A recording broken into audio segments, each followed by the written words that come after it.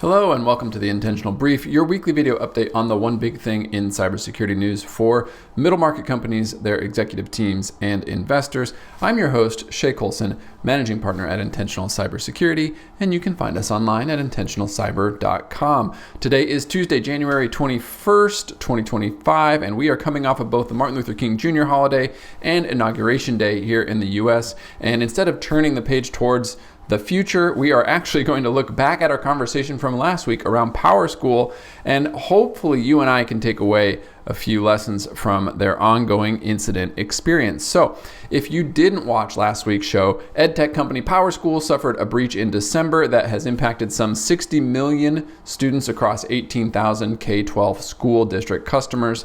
And this is not just name, address, and social security numbers either, though that data does appear to have been stolen in the breach.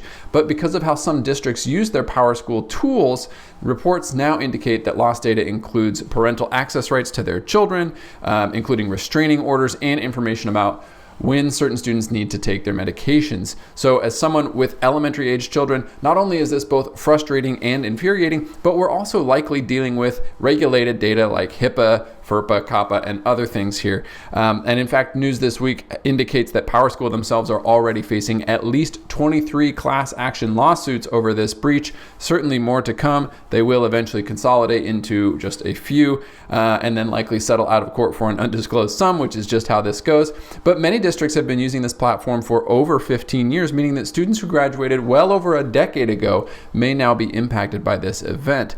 Since the story broke, we've learned more about what has actually happened. Quote, PowerSchool told its customers that the hackers broke into the company's systems using a single compromised maintenance account associated with a technical support subcontractor to PowerSchool, unquote.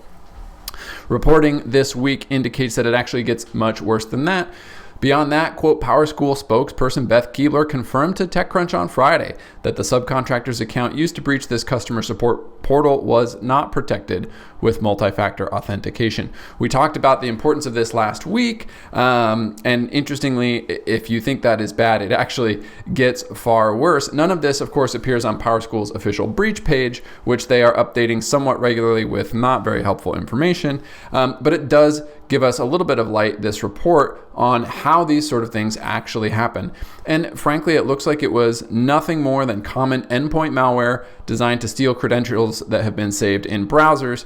But because of the kind of lax control on both the account and the permissions around it, the amount of data and the amount of credentials that were available to be stolen to this piece of malware, which again clearly didn't have sufficient endpoint protection on it, is significant. Here's the report, quote, according to a source with knowledge of cyber criminal operations, logs obtained from the computer of an engineer working for PowerSchool show that their device was hacked by the prolific Luma C2 info-stealing malware prior to the cyber attack. The cache of logs seen by TechCrunch include the engineer's passwords, browsing history from 2 of their web browsers, and a file containing identifiable and technical information about the engineer's computer. The report goes on, quote, some of the stolen credentials appear to be associated with PowerSchool's internal systems. The malware logs contain the engineer's passwords for PowerSchool's source code repositories, its Slack messaging system, its Jira instance for bug and issue tracking, and other internal systems. The engineer's browsing history also shows they had broad access to PowerSchool's account on Amazon Web Services, which included full access to the company's AWS-hosted S3 storage servers. The engineer's computer also stored several sets of credentials belonging to other PowerSchool employees, which TechCrunch has seen. The credentials appear to allow similar access to the company's Slack source code repositories and other internal company systems, end quote. So again, not only do we lack MFA on the one side, we're clearly not doing what we need to be doing in terms of role-based access control. We have shared credentials. We have one engineer with credentials belonging to other people. And so in many ways, this highlights something that is so common in cybersecurity, which is that cybersecurity is not necessarily complicated, but it is extremely complex, including the dynamics in play here. And I think all of this leads to the question that we should really be trying to answer, which is, can we accept a risk we don't understand? And I'm thinking about the board members, the school district boards, the principals and superintendents who are making the decisions to use something like PowerSchool, and wondering if they really understand what it means that their subcontractors don't have MFA and are using unmanaged devices that have malware on them.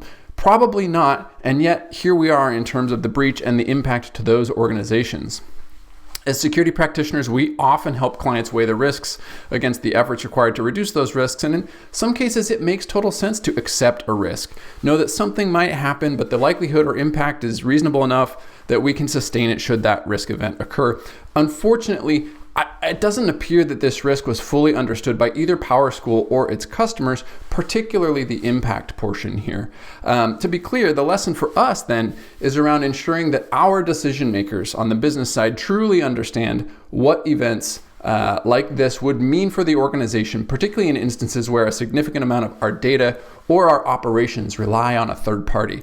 Now, this is not to say that any of these districts could have fully understood these risks that are inherent in managing a third party's subcontractor, the so-called fourth party risk or nth party risk of your vendors, but rather that they understood the impact of such an event if all of this data was lost. And I think that is well within the reach of our decision makers and is something that we need to strive to highlight not only at the outset from a procurement perspective, but also every time we go to renew this contract. That's an opportunity to reassess the risk and the inherent risk acceptance.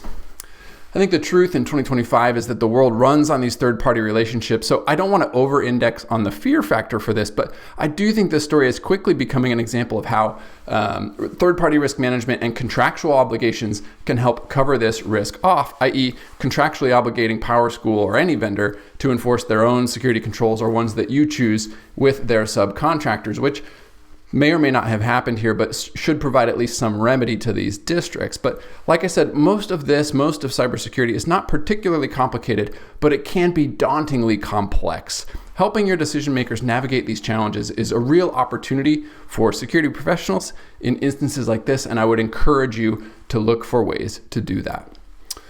From a fundraising perspective, holy cow, are we back in a big way for 2025? Thanks entirely to French buyout firm Ardian, who put up $30 billion for their 9th private equity secondaries fund. Coming in a distant second this week was Insight Partners, who raised a combined $12.5 billion for their 13th flagship fund and a separate secondaries opportunity fund.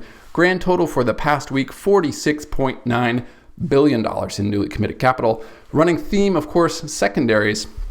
When the IPOs are hard to come by, the secondaries market heats up, and these two big bets indicate that at least some material number of investors see this as a continuing trend. We are seeing some tepid IPO interest this week, led by Thoma Bravo's security play SailPoint, who went private for just under $7 billion in 2022. We will see how that works out for them. Their S1 is filed, and they are getting close. But my hunch, plenty of action in the secondaries market in 2025, less so in the public markets. As a reminder, you can find links to all the videos you can find links to all of the articles we covered in the comments section below. You can find back issues and written transcripts of these videos at intentionalcyber.com, and we will see you next week for another edition of the Intentional Brief.